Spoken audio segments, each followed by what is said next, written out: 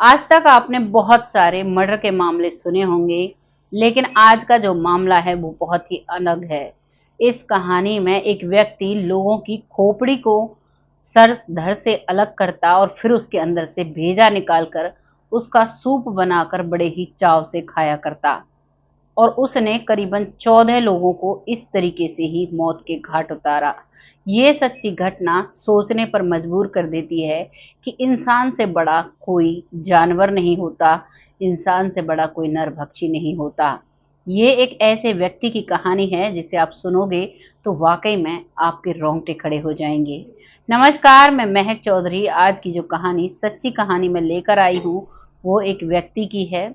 जो व्यक्ति मध्यम वर्गीय परिवार से होता है और उस व्यक्ति का नाम होता है राजा कोलिंदर। राजा कोलिंदर के को दूसरे नाम से जाना जाता है, नरभक्षी के नाम से। ये इतने लोगों की जान लेता है, जिसमें से एक जो मर्डर इसने किया था, जिसके बिहाफ पर इसको सजा मिली है। आज इसका कोर्ट में फैसला हुआ और आज इसको सजा दी गई है। आज की जो सजा में इसे बताया गया है और उससे पूछा जाता है, क्या तुम्हें कुछ और अपनी सफाई में कहना है, तो वो हंसकर जवाब देता है और कहता है, मुझे कोई भी बात नहीं कहनी है।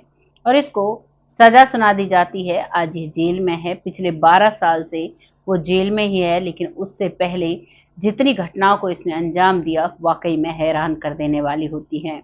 सबसे पहली घटना को जब अंजाम दिया तो एक पत्रकार होता है, पत्रकार का नाम धीरेंद्र सिंह होता है, जो अपने काम को करता नियमित तौर पर। और जब वो उसकी आंखों में खटकता है, जब उससे उसकी मुलाकात होती है, तो उसकी आंखों में वो चुप जाता है।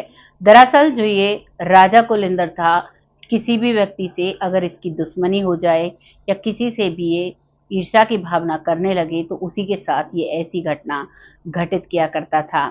और जब इसने उस पत्रकार को मारा तो उसके खिलाफ मामला दर्ज हुआ कोर्ट में, और तभी ये पुलिस के संज्ञान में आता है।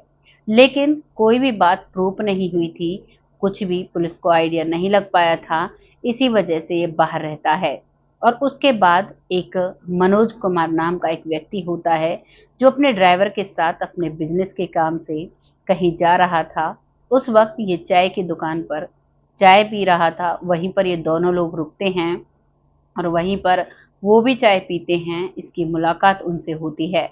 उनसे मुलाकात होने के बाद उनसे वो बात करता है और उनसे कुछ बातें पूछता है। वो भी अपनी बातें बताते हैं और वो भी पूछते हैं, तुम क्या करते हो? तो ये अपने आप को बहुत ही बड़ा व्यक्ति बताता है और कहता है कि मेरे फार्म हाउस पर चलो, वहां पर जाकर तुम्हें से बैठकर ढंग से बात करेंगे और मेरा बहुत बड़ा काम है। जब एक बिजनेसमैन को एक बिजनेसमैन मिलता है तो एक स्वाभाविक बात होती है और उसे भी लगता है कि हाँ, चलिए कुछ बात कर ली जाए, हो सकता है किसी काम की हो। इसी मनसा से वो लोग इसके साथ जाते हैं और जैसे ही जंगलों में ये पहुंचता है उनके साथ, तो इसका साला इसके साथ आ जाता है। ये अपने साले को फोन कर लेता है। साले का नाम होता है बक्स राजकोल। बक्स राजकोल जो इसका सगा साला होता है, वो इसके इन घटनाओं में इसका साथ दिया करता। अब ये दो लोग वहां पर हो जाते हैं और ये कुछ पीने के लिए उन्हें कोल्ड ड्रिंक देते हैं। वो दोनों पी लेते हैं, जिनसे वो बेहोशी की हालत में आ जाते हैं। और अब ये दोनों लोग वही जंगल में इन दोनों को मार देते हैं। मारने के बाद इनके शरीर को वहीं पर छोड़ते हैं और इन दोनों की खोपड़ी को शरीर से अलग करते हैं और दोनों की खोपड़ी को लेकर अपने फार्म हाउस पर जाता है। वहां जाने के बाद अब ये उस खोपड़ी को गर्म पानी में खौलाता है और खौलाने के बाद उसके अंदर से भेजे को निकालता है। भेजे को निकालकर कई टुकड़ों में करके कई दिनों तक उसे खाता है, उसे पकाता है अच्छी तरीके से और उसका सूप बनाता है और उसे बड़े चाव से पिया करता है। अब ये लगातार जो दो सर थे, उन दो को लगातार ये 15 से 20 दिन में खत्म करता है और जो इसका साला है वो इसकी मदद करता है। वो फार्म हाउस जो जंगलों में था, गांव से काफी दूरी पर था, शहर से भी काफी दूरी पर था, वहां पर ये इस घटना को अंजाम देता है और उसके बाद अगले शिकार पर निकल पड़ता है। अब उसके बाद ये कई लोगों के साथ ऐसा करता है, जिससे भी थोड़ी लड़ाई हो जाती। कोई इससे कह देता कि तुम्हें तरीका नहीं है बोलने का, नहीं तुम्हें रहने का तरीका है, ये कैसी शक्ल बनाए हुए हो। मतलब छोटी-छोटी बातों पर ये लोगों से नाराज़ हो जाता और फिर उनसे प्यार से बात करता और प्यार से बात करने के बाद उन्हीं जंगलों में ले जाता, जो कि प्रयागराज के जंगल थे। उन्हीं में ले जाने के बाद उनके शरीर से धड़ को अलग करता और शरीर को जंगलों में छोड़ देता और अपने उसी फार्म हाउस पर जाकर उसका सूप बनाकर पिया करता। इस घटना में इसका साला इसका प्रॉपर साथ देता है, उसे हर मर्डर के बारे में पता होता है। और जब ये दो लोगों का, जो ड्राइवर और मनोज कुमार था, उन वो लोग मिसिंग होते हैं, तो उनके घर वाले उनकी मिसिंग कंप्लेंट दर्ज कराते हैं। पहले ही पत्रकार का जो केस है वो चला हुआ था और जब उन दो लोगों की मिसिंग कंप्लेंट दर्ज कराते हैं तो उन्हें पुलिस के द्वारा छानबीन कर ढूंढा जाता है। ढूंढने के बाद पता लगता है कि यहाँ पर बैठ के उन्होंने चाय पी। चाय वाले दुकानदार से पूछा कि आगे क्या हुआ, तो वो बताते हैं कि इनके साथ राज कोलिंदर था और वही इनके साथ गया था। उसने भी बैठकर इनके साथ चाय पी थी। पुलिस जांच पड़ताल करती है और अब पुलिस राज कोलिंदर को धर दबोचती है। उससे पूछताछ करती है। उसके फार्म हाउस की, ज़्यादातर लोग बताया करते कि इसका फार्म हाउस गांव से दूरी पर है। पुलिस वहां पर जाती है। पहली बार में पुलिस को कुछ भी पता नहीं चलता है, लेकिन शक हो जाता है और शक के दायरे पर ही पुलिस छानबीन करती है। अब की बार पुलिस प्रेस वालों को लेकर जाती है, साथ ही साथ खुद भी जाते हैं। काफ़ी टीम होती है पुलिस वालों की और वहां पर जाने के बाद उस फार्म हाउस की अच्छे से तलाशी ली जाती है। तो एक जगह पर गड्ढे में करीबन 14 सर लोगों के पड़े हुए मिलते हैं और उनसे जो भेजा था वो अलग थी, सिर्फ खोपड़ी वहां पर उन्हें मिलती है। जैसे ही प्रेस वालों के सामने ये सारी चीजें आती हैं, सभी को अखबारों में छाप दिया जाता है और अब इन दोनों को पकड़कर जेल में डाल दिया जाता है। ये इसका जो पहला मामला दर्ज हुआ था वो 2000 में दर्ज हुआ और उसके बाद अब 2012 चल चुका था। 12 साल हो चुके थे। अब पुलिस रिमांड पर लेती है और पुलिस पूछताछ करती है। पूछताछ करने के बाद ये कबूलता है कि मैंने 14 से ज़्यादा लोगों को मारा है और 14 से ज़्यादा लोगों की जो खोपड़ी है उसमें से भेजे को निकालकर उसका सूप बनाकर पिया है, कुछ को खाया भी है। पुलिस इस बयान को सुनकर हैरान हो जाती है, वो भी सन्न रह जाती है कि ऐसा भी इंसान हो सकता है। अब मामला कोर्ट में जाता है। उसके बाद इसको उम्र कैद की सज़ा सुनाई जाती है। उसके बाद ये हाई कोर्ट से अपनी जो अपील है उसे दर्ज कराते हैं। दोबारा से केस लड़ते हैं दोनों जीजा साले और अब की बार लगातार 13 साल केस चलने के बाद 2025 में इसके जितने भी सबूत थे वो इसके खिलाफ पाए जाते हैं और जज के द्वारा फैसला सुनाया जाता है कि इसको उम्र कैद रखा जाना चाहिए।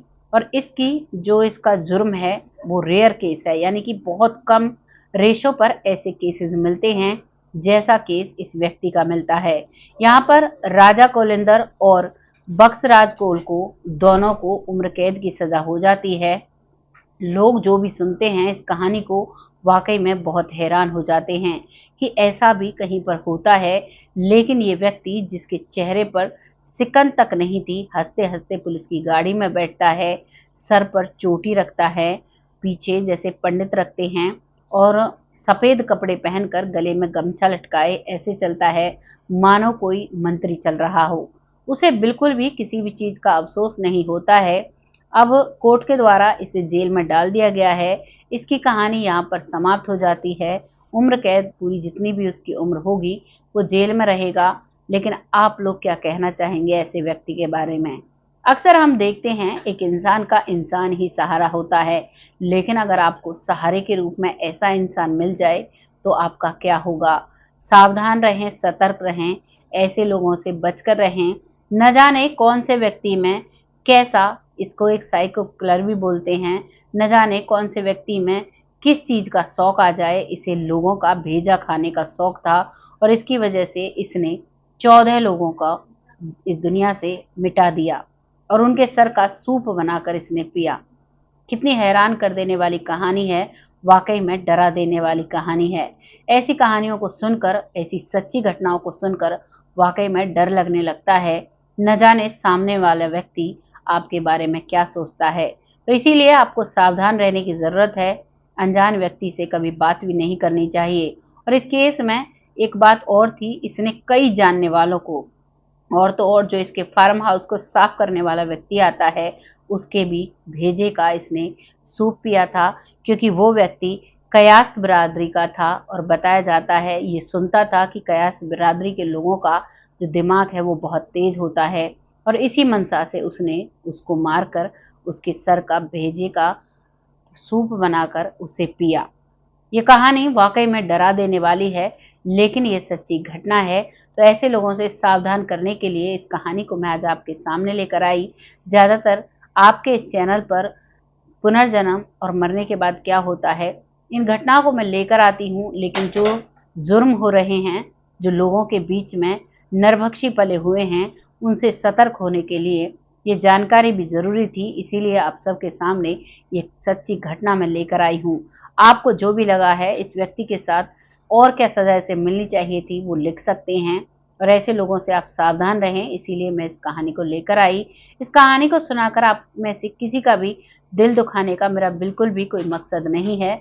आपको कहानी जैसी भी लगी है कमेंट सेक्शन में ज़रूर लिखिएगा। लोगों के साथ शेयर करिएगा, क्योंकि आपका शेयर और आपका लाइक और आपका जो कमेंट होता है वो बहुत प्रभावी होता है मेरे लिए, और उससे बहुत मोटिवेशन और बहुत सीख मिलती है।